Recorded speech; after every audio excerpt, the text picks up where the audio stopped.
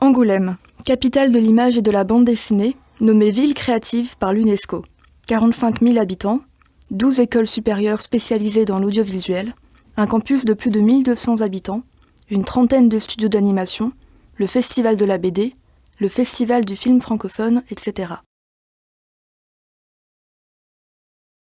Imagiland, c'est un parc d'attractions sur le thème de la bande dessinée qui verra le jour en janvier 2023. Avec un budget de 110 millions d'euros, la société chinoise Dragontoon, investisseur privé du projet, fera construire le parc sur d'anciennes carrières Lafarge à la Couronne, une ville située à 10 km d'Angoulême. Le projet comprendra 14 attractions sur l'univers de différents personnages de BD, comme Boule et Bill, Gaston, Blake et Mortimer. Ainsi qu'un parc nature avec canyoning et acrobranche et un hôtel de 90 chambres. Il permettra la création d'environ 700 emplois et accueillera 44 000 visiteurs par an. Ou pas. Bonjour, je m'appelle Raphaël Manzanas. Depuis 2020, depuis mars 2020, je suis élu à la ville d'Angoulême et à Grand Angoulême, au conseil d'agglomération. Ici, c'était des carrières d'argile. La commune de la Couronne avait demandé un atlas de la biodiversité locale sur ces anciennes friches.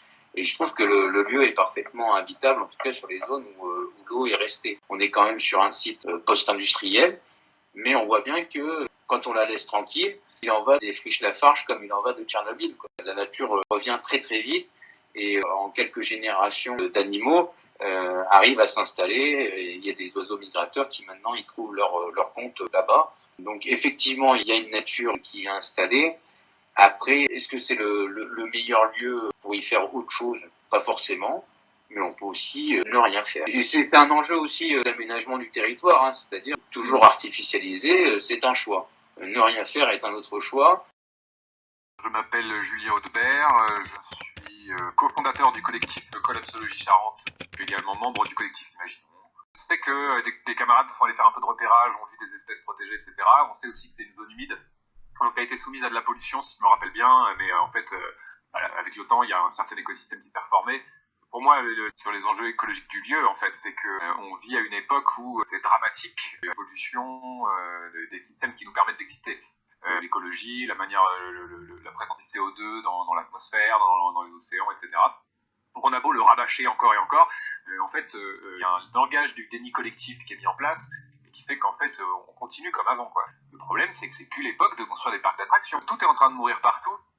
Donc il y a peut-être une certaine maturité, un certain état d'esprit un peu plus adulte à avoir là-dessus, à choisir. Alors, moi, je préfère être dans un monde sans emploi qu'être dans un monde sans écosystème où c'est sûr que je suis mort. Donc les ordres de grandeur, voilà. Donc le problème de ce parc d'attractions, c'est la zone à vue de nez, il y a des écosystèmes dessus, il y a des espèces protégées, etc. C'est plus l'époque. Faut arrêter avec ça. Ça, ce serait une preuve de maturité et un moment, un coup de main à tous les gens qui vont vivre sur ce territoire dans les 10, 20 prochaines années, quoi. Le site va quand même consommer énormément d'eau, puisque le canyoning en question va être en circuit fermé. C'est pas un circuit d'eau naturel, c'est pas la Charente justement qui a un amont, un aval et que ça coule et qu'il y a un renouvellement d'eau. Ça va être de l'eau en circuit fermé, donc une consommation d'eau, une adduction de l'eau dans le circuit. Donc ça va être une aire complètement artificielle. Il faut, même s'il y a des arbres ou un parcours d'acrobranche autour du greenwashing et compagnie, ça va être de l'eau complètement artificielle. Un parc d'attractions, c'est toujours artificiel. Entre 88 et l'ouverture de Euro Disney, il doit y avoir une dizaine de parcs qui ont ouvert un peu partout en France. Je crois qu'il y en a 6 ou 7 qui ont directement fait faillite dans les 2 à 3 ans. Je m'appelle Hilaire Picot, je suis journaliste freelance, et effectivement, il y a 5 ans exactement, je réalisais un reportage avec Abdel de Bruxelles, un reportage qui a été dessiné et publié dans La Revue Dessinée. Il y a 2 éléments importants dans ce parc. C'est si on veut que vous reveniez régulièrement, il va falloir faire d'énormes dépenses. Donc soit vous faire payer très cher, c'est sûrement pas à l'esprit d'avoir un parc populaire, soit créer en permanence des achats pour vous faire revenir, mais qui seront pas forcément épongés par les recettes. Et finalement, qu'est-ce qui reste? Il reste ce qu'on a vu au tout début, c'est-à-dire une grosse infrastructure, des réseaux, de la voirie. Ça, on sait faire. Ça, on sait très bien le faire. Le CAC 40 est plutôt performant dans ce domaine, on l'a vu. Ce sont des sociétés qui savent faire ça. Est-ce que finalement, le but de construire un parc d'attractions, c'est bel et bien de faire venir des gens et de les distraire? Ou est-ce que c'est de faire travailler ces grands groupes? Je ne veux pas être pessimiste, mais on peut supposer qu'on va créer des emplois précaires d'un côté, et de l'autre côté, probablement faire venir une main-d'œuvre d'ailleurs. Il y a un autre aspect économique, c'est qu'on va s'investir là à la place d'autre chose. Ce qui veut dire que l'argent ou les facilités qui auront été faites, c'est des cadeaux qu'on n'a pas fait ailleurs. Et s'il manque de l'argent d'un côté parce qu'on estime que c'est nécessaire, on aura quand même plus de mal à céder de l'autre côté. Pourquoi je parle de commerce? Parce que bien souvent, derrière les grands projets de parcs, il y a la volonté pour les collectivités, on l'a dit déjà, de créer de l'emploi et de créer une activité économique. Le truc, c'est qu'une fois que vous avez fait les kilomètres, une fois que vous êtes arrivé jusqu'au parking, vous garez votre véhicule, vous payez votre ticket, vous rentrez dans une zone qui est hors du temps. Et pendant que vous êtes dans le parc d'attractions, vous n'êtes plus à Angoulême.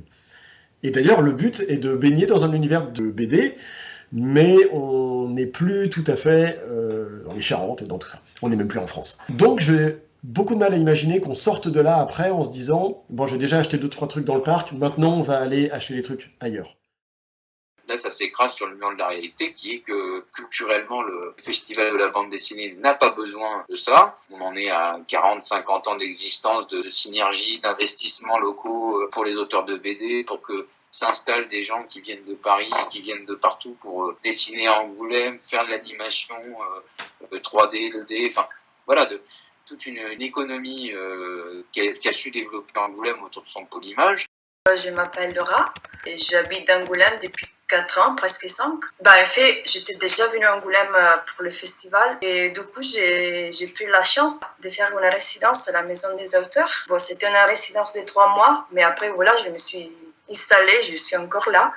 Je suis restée au moment dans les milieux de la BD et c'est depuis 3 ans que je travaille dans un studio d'animation. Je connais les milieux de la BD, je connais surtout les auteurs. Je ne peux pas me définir une historienne de la BD. Voilà, moi j'arrive de l'Italie, du coup c'est un peu différent. La considération de la BD c'est vraiment la France.